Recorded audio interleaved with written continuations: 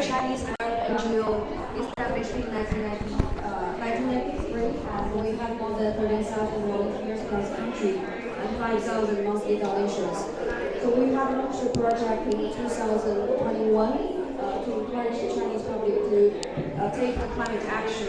So we have doctors, the teachers, college students, and also we have the designers, farmers, even the village leaders who take the climate actions across the Chinese country. I have a case study here, and if you have an interest, I'm happy to share the topic.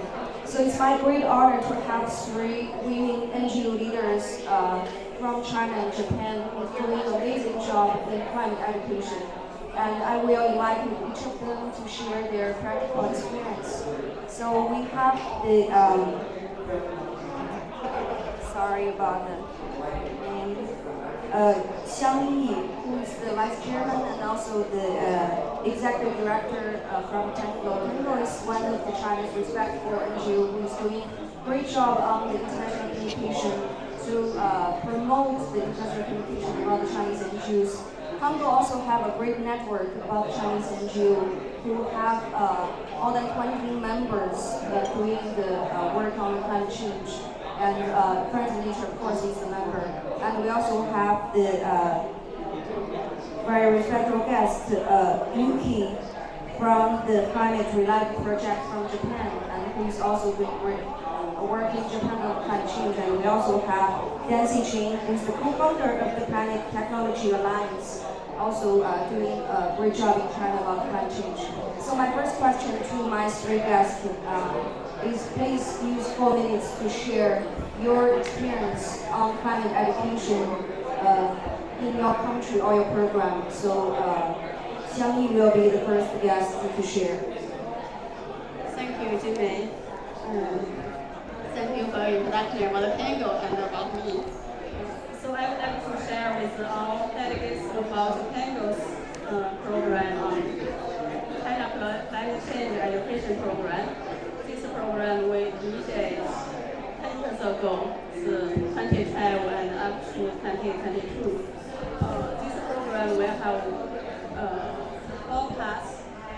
One is we develop teaching materials for primary and secondary school teachers, and then we do the TOT training, we call training our teachers, and then we organize competition for students. And then we also develop policy recommendations and also provide opportunity for our local partners and teachers to do international exchange activities. And after 10 years implementation, and finally we promoted the geography curriculum, including climate change content, and also trained more than 1,000 teachers who involved climate change into their courses on different subjects. So this is our final outcome of this program. I just gave a brief introduction about this. Thank you. Thank you, Xiangyi. Then I will invite you to please share your experience from Japan on climate change. Hello, 大家好. Hi, my name is Yuiko Mitani, and I represent the Climate Reality Project Japan. And just briefly introduce the Climate Reality Project. It's an international initiative, and we provide trainings on climate change to people around the world who we call the climate reality leaders, who are very passionate volunteers leading change in different parts of the society across the world. We now have almost 50,000 climate reality leaders from more than 190 countries and regions. And for the case of Japan, it's very unique because we have a lot of people in businesses and older age groups. So we don't have a lot of youth, to be honest, but people in business, driving change in their own respective, sector, or even just talk to the team members is a big thing. So we encourage that, and we provide many different kinds of educational materials, trainings, and events to provide opportunities. I think in Japan in general, there is no established climate change education in public schools, like a dedicated subject. So this is a major issue. And there has been a lot of environmental education that focuses on individual actions, like lifestyle changes. So, you know, turn off your lights or bring your bag and this kind of thing. And we have really pushed for more collective actions, like systemic change. And I'm here to a little bit of promotion, but just a week before COP, we just launched this book because we want to encourage people to, really think about the difference between the individual actions and then collective actions. And there are easy to do individual actions that will lead to collective actions, you know? Turning off lights is one thing, but if you talk about it to someone that maybe who didn't care about climate change, is a collective, it's leading to collective action. So we really believe in the power of community, power of connecting to people from different backgrounds to really drive this change. So I'm really happy to be sitting here with people from all around the world, from different parts of the sky. So, thank you. Thank you. Then I will invite Dency. I know your organization have a large number of members in China and have big influence in China. Please share your experience. Okay, this is Dency. I'm honored to be here to be the co-founder of Climate Technology Alliance. Yeah, actually, when I first heard the word climate change, I heard it from my dad. My dad is a farmer, he's a traditional Chinese farmer. Because my dad told me, what happened? Because according to the Chinese traditional 24 solar schedule, solar terms, it should be frost. No, it's not frost.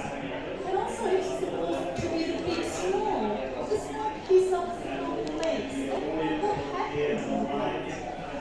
Yeah, and now actually, except the farmer, more and more people to know about climate change, especially in the 2020 September, especially from the Chinese president Xi Jinping announced like nations about China by 2030, China will achieve carbon sink by 2030, and China will achieve carbon neutral by 2060. So, especially from the government processing policies and many about the news stories about the dual carbon goals is a very famous word in Chinese newspaper. So now, most of the people I see in Chinese may heard about climate change. But what's climate change? I don't see many people know about that. But it's a good news. Now more and more Chinese education institutions have launched about the training programs about climate change, such as France of Nature, yes, one of the biggest leading education program in China, and also volunteer the France of Nature. Yeah. For example, I know France of Nature has launched a program named Plan. Yes. And it's trained a lot of leaders of the climate change actions in China. Yeah, and also, Cecilia from Climate Technology Alliance has also done a lot about the training program in climate change. For example, we have programs named Natural Magic Wand. It's a online podcast. Yeah. We focus on the training to the families and kids because we found it's difficult to train adults. It's so difficult to change. But for kids, it's easier because we found kids love work, love nature. So we have many stories and also has a cartoon books to bring to the families, and also we have held some camps for the summer vacation, for the winter vacation, with kids and families. And also we found actually people don't want you to tell about what you should do yes, we don't like to heard about like that. We want to let the future now the nature. So I think the presentation a lot about this. Let the children, let the families to love, to love to learn in the nature firstly. Then, when there's love in the heart, then children and families know what they should do. Yeah. And also in Climate Technology Alliance, we have also another online short video named Climate Acceleration. We have more about 20 related videos by more than 100 volunteers. You know, the power of volunteers is very big. Yes, we post the short videos from YouTube. What are YouTube channel? Yes, and also many kinds of the video channels in China, for example, the WeChat channels. Yeah, this is a famous video channel in China. Yes, and also we found actually the audience don't want people to tell what they should do, but they like to do, and they like to create their own products, their own artists. So also we have some workshop offline. Yes, we let the audience and volunteers join us. Yeah, then we take those who want to play with the kids, because they want to hang out with the girlfriend. So we have made workshop that's to meet the own requirements. Then we add environmental education in it. Yeah. So also you could follow us on LinkedIn or YouTube. Yeah, you could also podcast on Apple. You could learn the Chinese story, but also we have this English subtitles on the YouTube channel. Yes. Yes. Thank you, Jimmy, for the opportunities to share with you my work. Thank you, Dency. So my second question is a little bit challenging. We all agree that the youth participation in climate change is extremely important, and the climate education is the key strategy to strengthen their capacity to participate in the climate change. So my question is, we have done the nature or environmental education for decades. And even in China, we have done that for 30 years. So what's the biggest difference between the environmental education we're doing now and the climate change? So what is different in climate change? So, please. Okay. Thank you. I think I covered a little bit of that in the response to the first question, but I think we used to kind of, see just a part of the trouble, part of the problem, and say like, okay, I can do this to resolve it. But there is for example, in Japan, there is little knowledge or understanding about the climate change, but there is very high awareness of SDGs, the Sustainable Development Goals. So I think with climate change, we really need to focus that it is a comprehensive problem that affects and actually results from every aspect of our society, and that it is not simple. There is no simple, okay, one day I'm gonna come up with this wonderful solution and it's all good. It's not like that. So I think we need to be, I think in the previous educations, we were kind of sometimes it's our sin, really. Because maybe we have 1 hour class, and then we always ask the students, so what is your action that you can start tomorrow? You can start from something simple. And then everyone will have to say, oh, maybe I will start turning off lights more frequently, as I said. But we need to be, I guess we need to be comfortable with not having answers and not having the solutions at hand.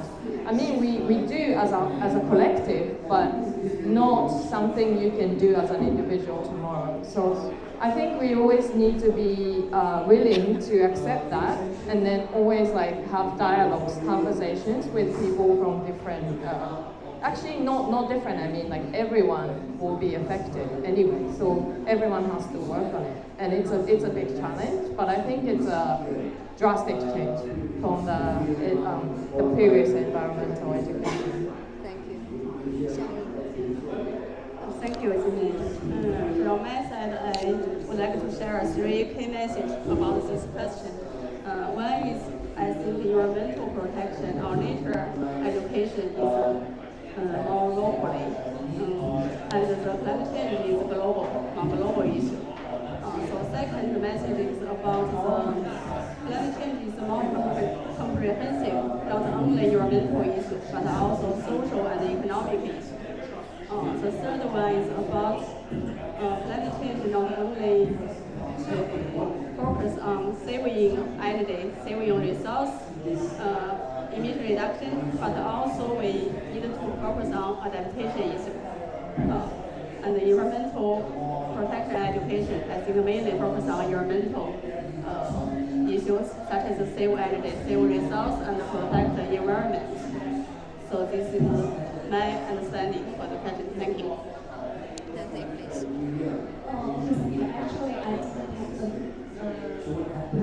no more information to add because I think Xiangyi and Yuiko have said a lot.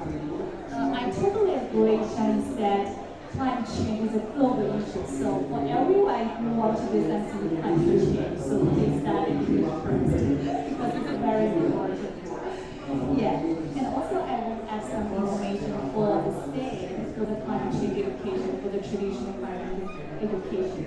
The state is education. The education, I think, is love. You need to love nature firstly, then you will change. So love is very important. Yes, thank you.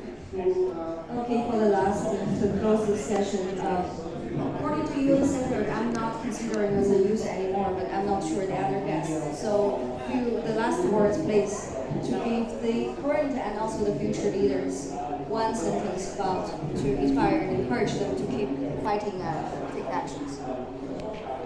Thank you. I think the key message would be to, as I said, like don't focus on what's available, but like always try to make it collective. Like I think you always have to think about how can I work with other people on, even if you're doing the same thing.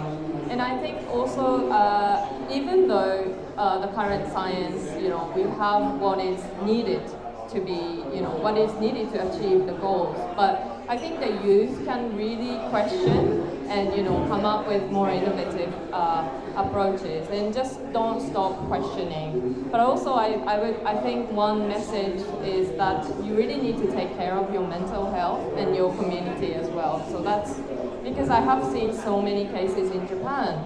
There are not so many people who work on climate in Japan, so there's so few that they get exhausted, and we're not doing enough to support them. So I really hope that's like the priority. But yeah, I think everyone's doing really great work. So just to focus on making that more collective, even though just doing the same things. Thank you. Thank you. I just want to say one sentence. Maybe I quote China's leaders, Chairman Mao Zedong. He said, "The world is ours, and the world is yours. But finally, the world is yours." So I want to know, the world is yours, So please take action from now. Thank you. Yeah, I'd like to share with you, love with your heart, sing with your mind, action with your head. Thank you so much for all the speakers sharing your great thoughts, and let's prepare ourselves.